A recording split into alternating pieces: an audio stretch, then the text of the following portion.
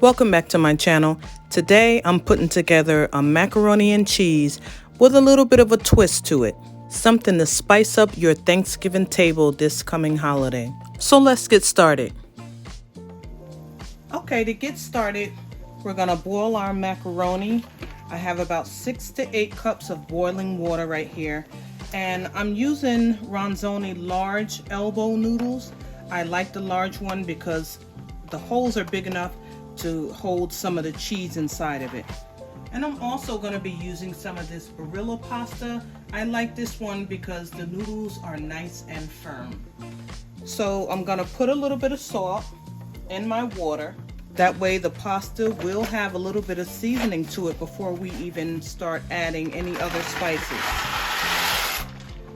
I'm only going to boil this for 5 minutes because I want it to be still very firm when I put it in the oven to bake. Now for our cheeses, I'm just going to be using some mild cheddar, some Monterey Jack, and for extra creaminess, I'm going to be adding some American cheese into this recipe. So I'm going to be making a cheese sauce. And to get that started, I'm melting a half of a stick of butter. And to that, I'm going to add 2 tablespoons of all-purpose flour. Just give this a stir until it becomes nice and smooth. To this, I'm going to be adding my milk. And I have 1 cup of whole milk. And I also have 1 cup of evaporated milk.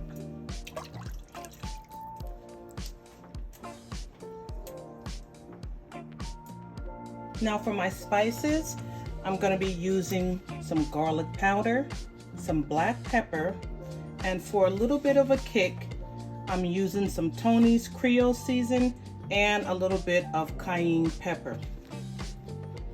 Okay, now you just want to start adding in your cheese a little at a time and give it time to melt. If you add it in too fast, it may just clump up and it may just take way too long for it to dissolve and smooth out. I have the temperature on a medium heat. That way it doesn't cook too fast because you don't want your cheese to scorch at the bottom. So you just want to take your time melting this cheese down. Okay, now that our cheese sauce is fully melted, we have our boiled macaroni right here. And all you need to do is just combine it together.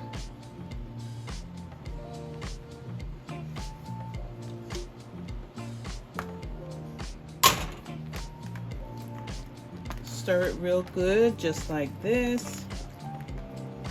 Now I'm adding a little bit of something extra to mine that you don't have to add, but I thought that it would be a nice touch. I'm adding in some chopped bacon. A little bit of bacon ain't never hurt nobody.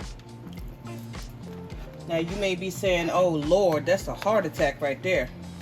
But we ain't gonna be eating this every day now, are we?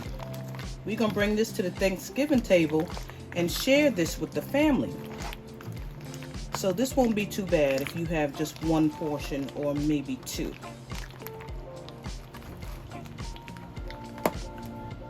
Now just take your dish that you're going to be baking this in and get all of that goodness up in here. If y'all can smell that bacon, oh my God. It smells so good.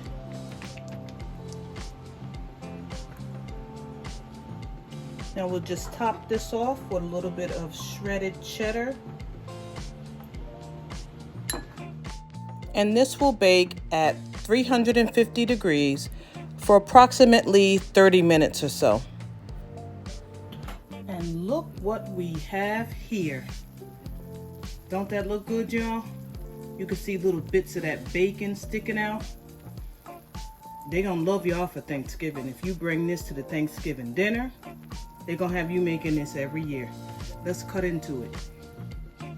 Okay, let's see what we got here. Oh, the top of that is crispy. Let's see what the inside is looking like. Oh yes. Look how creamy this macaroni and cheese is. Now you're gonna need some collard greens and fried chicken to go with this. So I'm gonna leave a link at the top of the screen for you to go on over there and check those videos out. Let's take a taste. Look at the bacon going through there. Now you don't have to put this bacon in there if you don't want. You can just totally omit that and just use the cheeses.